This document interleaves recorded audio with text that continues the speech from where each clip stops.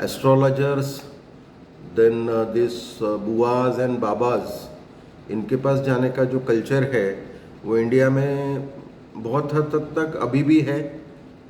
और America Europe में भी था, है अभी भी, वहाँ पर भी है। बट वहाँ पर tarot cards, then saint, pope, ऐसे लोगों के पास मेंटल प्रॉब्लम्स को लेके लोग जा सकते हैं। और इसमें जो इवैल्यूएशन हुआ है वो इवैल्यूएशन तर्कशास्त्र से शिफ्ट होकर साइंटिफिक लेवल पर आया है। यानी पहले के जो लोग थे वो मेंटल डिसऑर्डर का इलाज तर्क के आधार पर करते थे, किसी इरेशनल और रैशनल, मोस्टली इरेशनल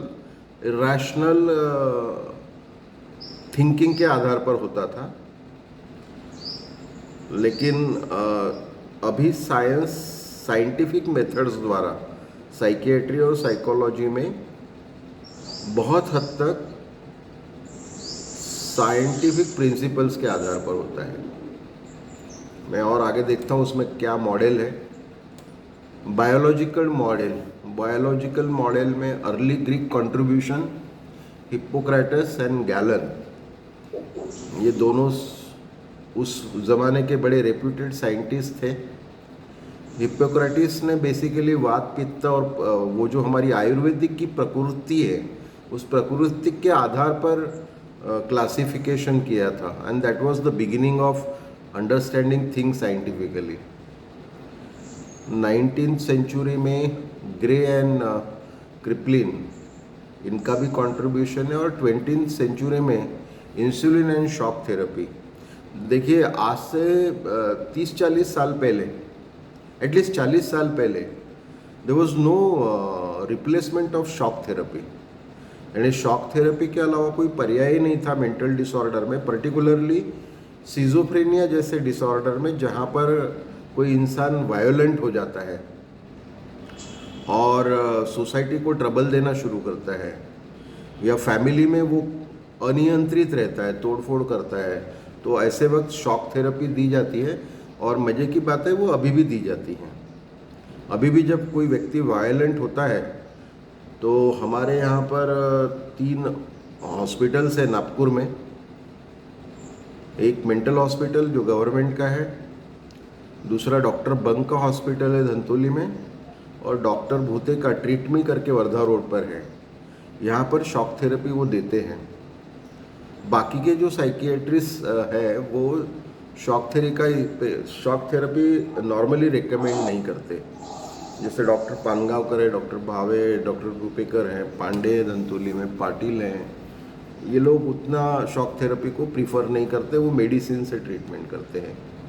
तो शॉक थेरेपी अभी बहुत हद तक साइंटिफिक हो गई है।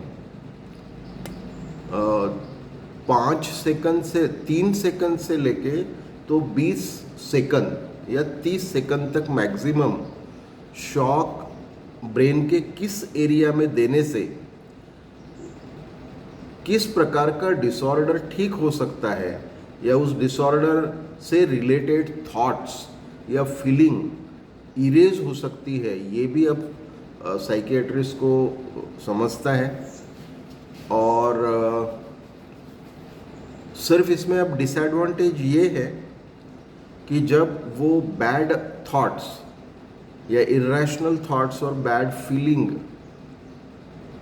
इरेशनल इमोशंस इरेज होती है, तो साथ साथ में कुछ मेमोरीज भी इरेज होती है। ये जो एक डिसएडवांटेज है, अभी मेरे कम से कम 2 कस्टमर को शॉक थेरेपी के माध्यम से जाना पड़ा, और शॉक थेरेपी के बाद उनके बिहेवियर में बहुत ड्रास्टिक चेंजेस आया है, बहुत अच्छा चेंजेस आया है। लेकिन उनकी कुछ जो पुरानी मेमोरी है वो पुरानी मेमोरी भी इरेज हो गई। सर किसी का माइक ऑन है तो आपका आवाज़ कट रहा है। हाँ पूनम, आपका माइक ऑफ कर दो।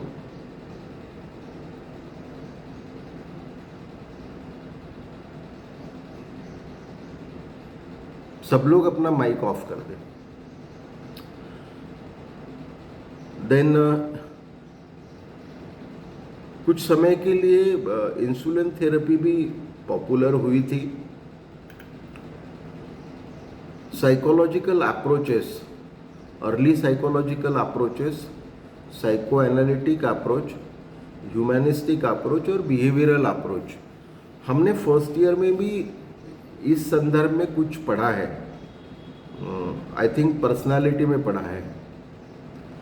अर्ली साइकोलॉजिकल अप्रोच जो थे वो shifting from irrational principles to rational principle पर, साइको एनालिटिक अप्रोच जो है वो पर्टिकुलरली सिगमंड फ्राइड, देन उसकी बेटी एना फ्राइड और सिगमंड फ्राइड के कुछ जो 2-3 चेले थे उन्होंने इसको पॉपुलर किया है।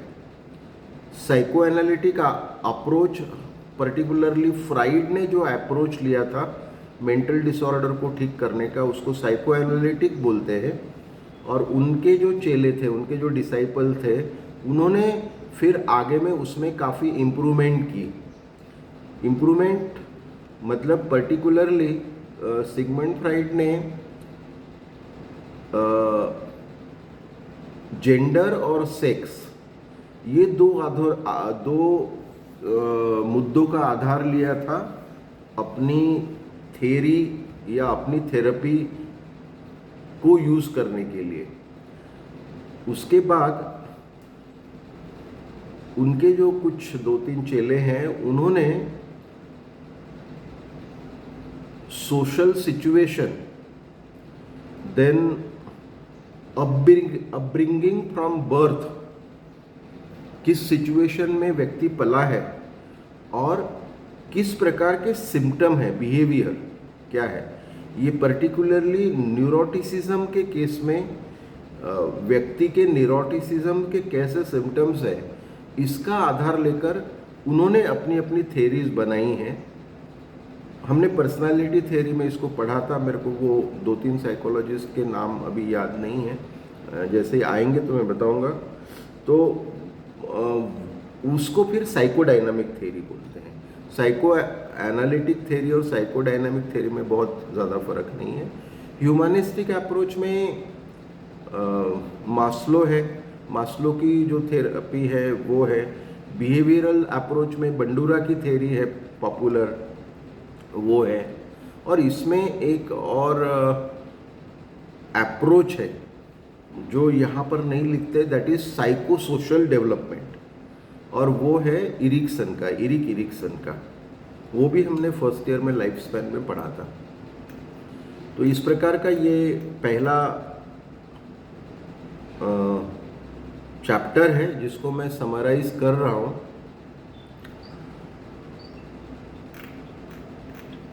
अब इसमें थोड़ा सा मैं आपसे समझना चाहूँगा, जैसे मैंने इस चैप्टर को समराइज किया, मैं इसके टाइटल से आपको थोड़ा आइडिया देता हूँ।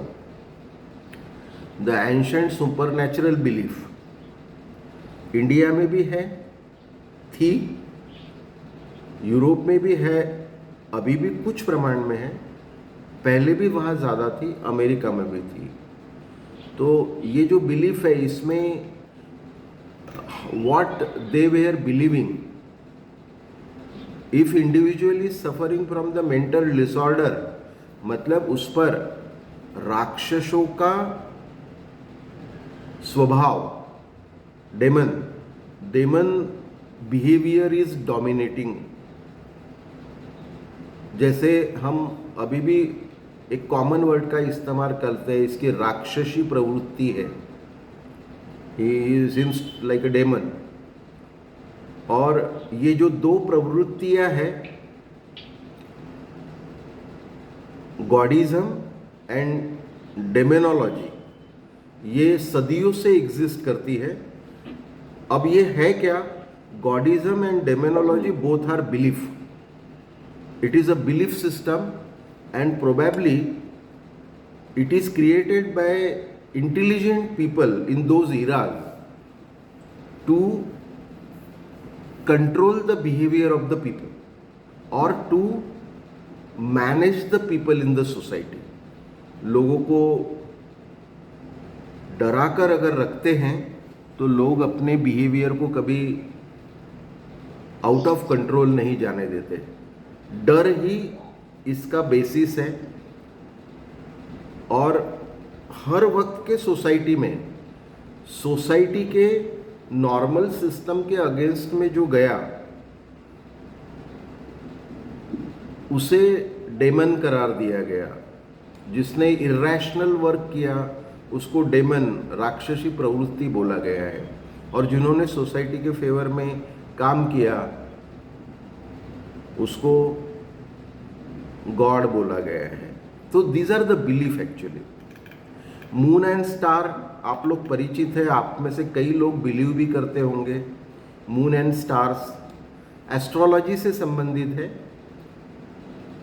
सूरज कब उगता है, सूरज कब डूबता है, तारे कब चमकते हैं, तारे कब नहीं चमकते, चंद्रमा कब पूरा प्रकाश देता है और कब अमावस्या होती है.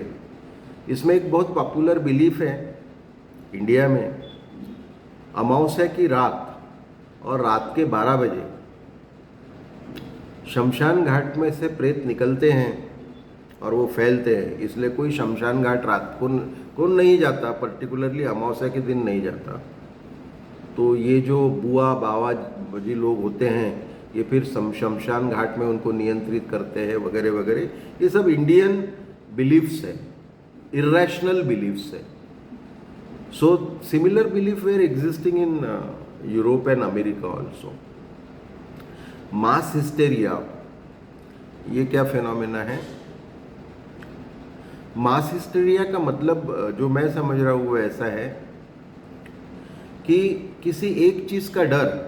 अभी हमने मास हिस्टेरिया देखा है कोविड के दौरान. किसी एक चीज़ का डर अगर कम्युनिटी में अधिकतर लोगों में बैठ जाए तो वो जो नहीं डरता उसके पास भी पहुंच जाता है. मतलब अभी कोविड-19 के दौरान it was a kind of mass hysteria. Masses were under the fear. Large number of people were under the same fear. मुझे कोरोना हो जाएगा का. कई लोगों को नहीं हुआ है कोरोना, इसके बावजूद भी हो जाने का डर. हमने केस स्टडी में भी देखा है उस व्यक्ति को कोरोना नहीं हुआ था और अभी तक भी नहीं हुआ है, लेकिन डर उसके मन में बैठ गया और डर से साइकोलॉजिकल प्रॉब्लम क्रिएट हो गई. डर से मेंटल बैलेंस उसका गया और उसमें एंजाइटी डेवलप हो गई थी. Then biological models, Hippocrates and Galen. Hippocrates ने बेसिकली 4 प्रकार के फ्लूइड की बात किए हैं. That is blood, phlegm, black bile and yellow bile. हमारे आयुर्वेदिक में भी हम इसको प्रकृति बोलते हैं. वात प्रकृति, देन पित्त प्रकृति और एक है तो कफ. कौन सी? कफ प्रवृत्ति. और यह आयुर्वेदिक का बेसिस भी है और बहुत हद तक ये सही भी है. तो flow of blood, flow of phlegm. Actually phlegm को जहाँ तक मेरी समझ है हमारे शरीर में ब्लड के अलावा हर एक सेल में लिक्विड होता है और वाटर होता है. हमारे शरीर में वाटर बहुत अधिक प्रमाण में होता है और वो वाटर हमारे शरीर से बाहर भी पड़ता है गर्मी के दौरान, पसीना जिसे हम कहते हैं. और यह वाटर जब शरीर को ज़रूरत नहीं होता है तो एक्सक्रीशन के दौरान, उल्टी वोमिटिंग के दौरान कफ के दौरान भी बाहर पड़ता है, that is probably is considered as phlegm. Blood you understand, and black bile, I have to check what black bile is and what yellow bile is. All problems were considered to be the result of imbalance of body fluids. हाँ मतलब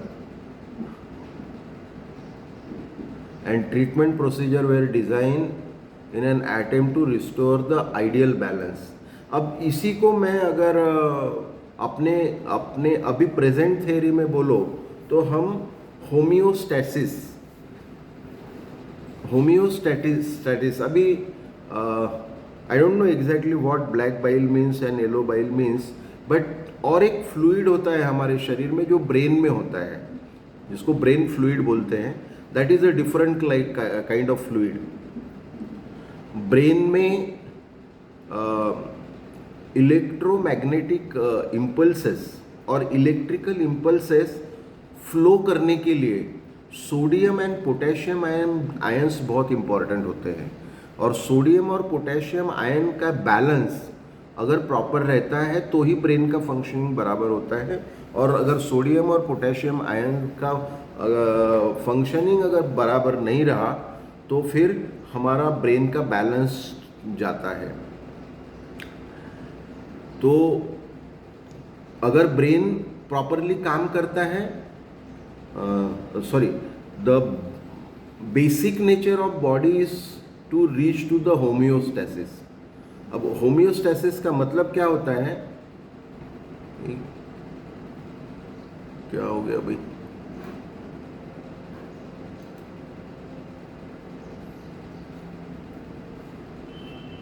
homeostasis का मतलब क्या होता है? अगर हमारे body में किसी भी प्रकार का इम्बैलेंस हो जाए तो बॉडी नेचुरली उसको बैलेंस करती है. मतलब हमें टेम्परेचर आ जाता है, ज्याला आपण ताप येणे म्हणतो, इलनेस, नॉर्मल इलनेस. हमें कफ हो जाता है तो हमारे नाक से फ्लूइड बाहर पड़ता है. हमें टेम्परेचर आता है तो शरीर में नॉर्मल टेम्परेचर से हमारा टेम्परेचर बढ़ना शुरू होता है, कभी 100, 101, 102 तक चला जाता है. तो body has a capacity to bring the body temperature to the normal, and that system is now well known. हमारे ब्लड में WBC होती हैं, RBCs होती हैं. WBCs are our soldiers, body soldiers. ये फाइट करती हैं किसी भी एक्सटर्नल एंटिटी से जो शरीर में प्रवेश करके रहता है, एंड देन वो एक्सटर्नल एंटिटी को बाहर करती है या डिफीट कर देती है, किल कर देती है, पर्टिकुलरली बैक्टीरिया एंड वायरसेस को. और फिर एक्सक्रीशन के माध्यम से ये सब चीज़ें बाहर चले जाती है, हमारा बॉडी टेम्परेचर नॉर्मल हो जाता है, और and then we attend the homeostasis, यानी फिर हम नॉर्मल अवस्था में आ जाते हैं. Galen, a Roman physician, adopted Hippocratic theory and advocated that the four fluids related to the Greek environmental concepts such as heat, moisture, cold. Okay. Again ये एक gallon जो रोमन फिजिशियन था, उसने इस थ्योरी को शायद और रिफाइन किया. Blood is considered as heat, a symbol of heat. Then dryness is considered as, black bile is considered as symbol of dryness, yellow bile is considered as symbol of moisture, and phlegm is considered as symbol of cold. अब phlegm का मतलब क्या हो गया? Cold, जिसको हम सर्दी कहते हैं, that is phlegm proverb. Each fluid was related to one quality. Excess of one or more fluid were treated by regulating the environment to increase or decrease heat, dryness, moisture, cold, depending on the deficiency of fluid.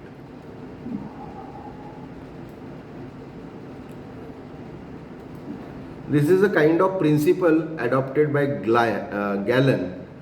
Again मुझे इसमें homeostasis ही दिखता है जो most scientific phenomena है human behaviour का.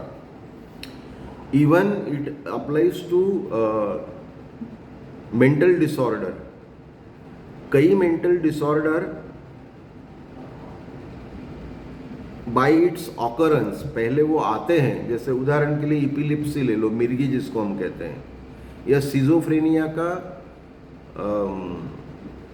Short period attack या long period attack, तो it can't sustain continuously. Short period जो होता है वो 3 से 5 मिनट का होता है, लॉन्ग पीरियड 30 से 35 मिनट का होता है. इसके दौरान वो सिजोफ्रेनिक व्यक्ति तोड़ फोड़ करेगा, बहुत एग्रेसिव हो जाएगा, गाली गलौज करेगा, मारपीट करेगा, उसके मन के मुताबिक जो नहीं हुआ फिर उसके लिए वो ही और she will create the tantrum at home. But after half hour ही और शी विल बी नॉर्मल. और फिर वो पूछते हैं, अरे मुझे क्या हुआ था, मैंने क्या किया, ये मैंने फोड़ा क्या, ये मेरे से कैसा हो गया, मुझे खुद को नहीं समझा. So again homeostasis plays a role. Our body and brain has capacity to bring our physical activity and mental activity to the normal. That is homeostasis. और यही उसी फेनोमेना को इन्होंने उस वक्त in terms of 4 types of fluid बताकर कहा है. अब उसके लिए उन्होंने शायद ट्रीटमेंट भी बताई हैं. किसी किंग चार्ल्स को उन्होंने ट्रीटमेंट दिया था. उस ट्रीटमेंट के दौरान ये फ्लूइड का जो बैलेंस है वो बराबर मेंटेन करने के लिए बहुत ही कूल एंड काम, जिसको अभी हम एस्थेटिक बोलते हैं, हमारे शब्दों में एस्थेटिक एनवायरनमेंट बोलते हैं. और ये अभी भी सही है. जब हम साइकोलॉजिकल ट्रीटमेंट करते हैं, the surrounding should be aesthetic, the place should be noise free, there should not be very high temperature, the light illumination should be constant, fluctuating नहीं चाहिए, fan noise should be very low, there is no need of fan. Normally AC होना चाहिए जहाँ पर हम counselling करते हैं. The bad smell नहीं होना चाहिए. So the kind of environment created in a surrounding in and around of the person, that also heals the mental problem. That is the meaning actually. फिर 19th सेंचुरी में क्या हुआ है,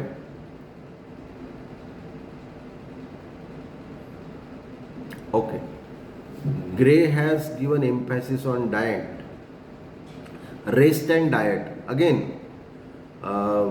this is very true. Whenever you feel you go ill, what do? You take a rest. As Ritika is taking today, she is ill, she is not well. She has communicated me almost 1/2 hour back. So what a persons do? Go to take a rest. If rest and proper diet is not healing the body, then we go to hospital and then we take the medicine. My personal observation is that whenever you feel illness, at least for 24 hours, avoid taking medicine and going to doctor. Before that, you take a rest, try to take a sound sleep and consume the diet, probably a liquid diet, which is mineral rich or fiber rich and mineral rich diet. Take a boiled water, 75% of problem will go out. 75%. And then for remaining 25% you go to hospital or doctor.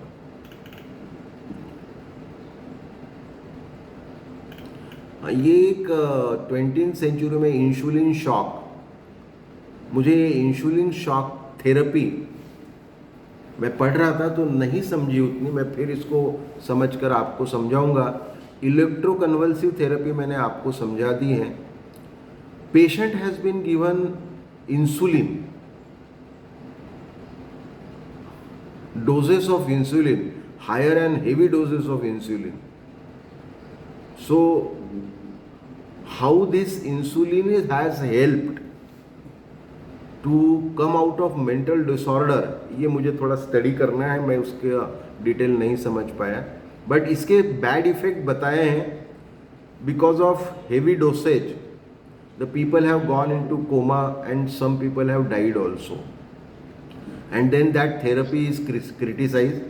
Even in electroconvulsive therapy, 50% 60% people have repaired and rest have gone to the bad state of mentality.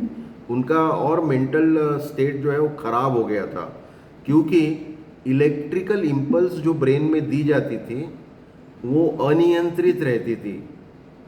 कितना voltage है, कितने समय के लिए देना चाहिए, brain के कौन से रीजन को देना चाहिए, इस पर रिसर्च नहीं हुआ था बराबर, और फिर वो सिर्फ ब्रेन में 2 इलेक्ट्रिक रॉड लगा देते थे।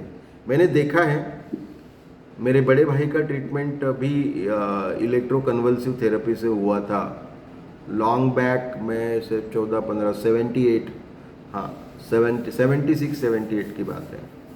तो उसको भी कुछ कारणों से उसको हेलुसिनेशन और डिल्यूजन का प्रॉब्लम आया था, और उसको भूत प्रेत दिखते थे। वो कहता था कि मेरे पीछे भूत आ रहा है, और वो शमशान घाट से कोई आया है और मुझे परेशान कर रहा है वगैरह वगैरह। तो उसको इलेक्ट्रिकल शॉक दिए थे, और उसके बाद वो रिपेयर हो गया। लेकिन तब मैंने वो इलेक्ट्रिकल शॉक कैसे देते पहली बार देखा था। 2 रॉड्स रहते थे, अभी तो नोड्स रहते हैं। अभी इलेक्ट्रिकल शॉक देते हैं तो नोड्स रहते हैं, और वो नोड्स के आधार पर तय होता है कि कौन से रीजन में इलेक्ट्रिकल इम्पल्स जाएगी और कौन से रीजन में नहीं जाएगी। It is well control. अभी पहले था रॉड्स रहते थे 2, जैसे आप टेस्टिंग करते हैं ना करंट आया कि नहीं आया, या इसको और सीधे शब्दों में समझना है ना, तो अपने बल्ब के 2 वायर जो रहते हैं वो सर को लगा दिया, ऐसा समझ लो। तो उससे सीधे इलेक्ट्रिकल करंट जाता था बॉडी में, ब्रेन में, और फिर कुछ हद तक रिपेयरिंग होती थी। Psychological approaches, early psychological approaches,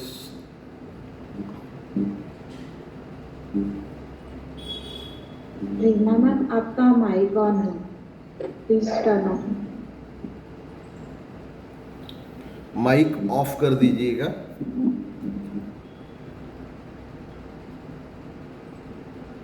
sorry. Psychology was initially the discipline of philosophy. ये साइकोलॉजी, ये सब्जेक्ट फिलोसॉफी का एक सब्जेक्ट हुआ करता था साइकोलॉजी। लेकिन बाद में शायद कुछ जो एक्सपर्ट थे उनके ध्यान में आया कि psychology is a different science than philosophy. ये सिर्फ तर्कशास्त्र नहीं है, बल्कि तर्कशास्त्र के अलावा इसमें विज्ञान भी है। तो psychology is later separated from philosophy and become a different branch. So what these people are saying, mental hygiene movement started with the concept of moral therapy. Pioneers in the mental reform were Pinnell, Tuke, Rush and Dorothea Dix. All these individuals were pioneers in the mental hygiene movement, which led to asylum reforms in Europe and America. Asylum is the concept very popular. It exists in India also. Even in Nagpur, I have visited 2-3 mental asylum. Mental asylum का मतलब होता है कि इस kind हम hospital बोलते हैं ना, फिजिकल ट्रीटमेंट के लिए हम कहाँ जाते हैं, हॉस्पिटल में जाते हैं. मेंटल ट्रीटमेंट में हम कहाँ जाते हैं, साइकियाट्रिस्ट के पास जाते हैं. मेंटल असाइलम वो होता है जहाँ पर फिजिकल और साइकोलॉजिकल दोनों केयर ली जाती हैं और पर्टिकुलरली स्वास्थ्य कैसे अच्छा रहे इस पर आपको ज्ञान दिया जाता है, स्वास्थ्य अच्छा रखने के तरीके. तो वहाँ पर मेंटल असाइलम में नॉर्मली साइकियाट्रिस्ट विजिट करते हैं.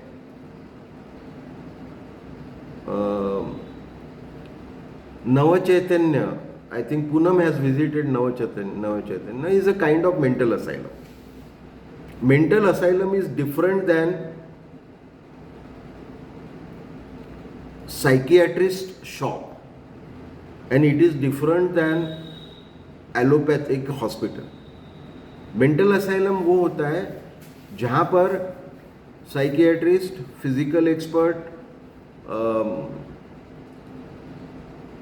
Health expert, hygiene expert, then nourishment मतलब क्या खाना खाना चाहिए क्या नहीं खाना चाहिए, ये सब प्रकार के डाइट एक्सपर्ट ये विजिट करते हैं और स्वास्थ्य को, शरीर को पूरी तरह स्वस्थ रखने के लिए जिन जिन थेरेपीज की ज़रूरत होती है, जिन जिन प्रक्रिया की ज़रूरत होती है वो सब दिया जाता है. These kind of mental asylum are very popular in Europe and America. Even it exists in India.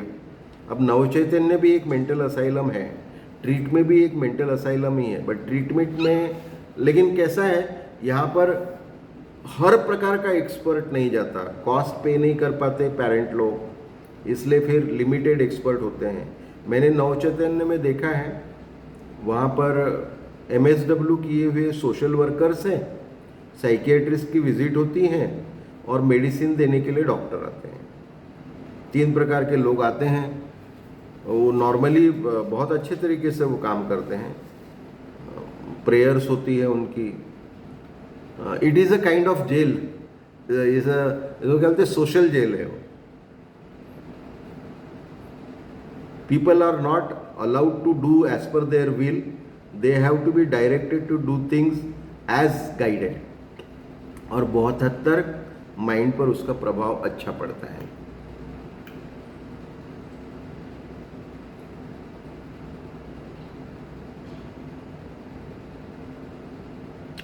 दो मिनट बचे हैं, मैं आगे नहीं जाता.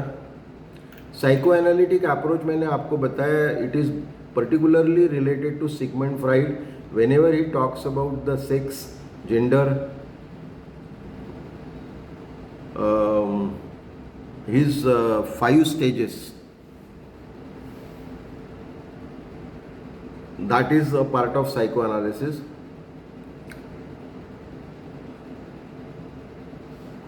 Hypnosis was one of the theory which is given by him.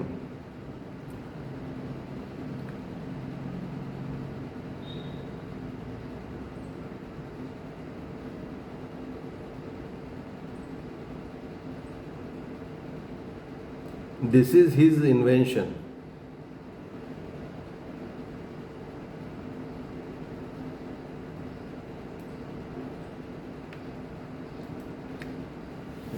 Freud is known for analyzing the dream, then proper control over sleep. Then his major contribution is discovery of unconscious mind.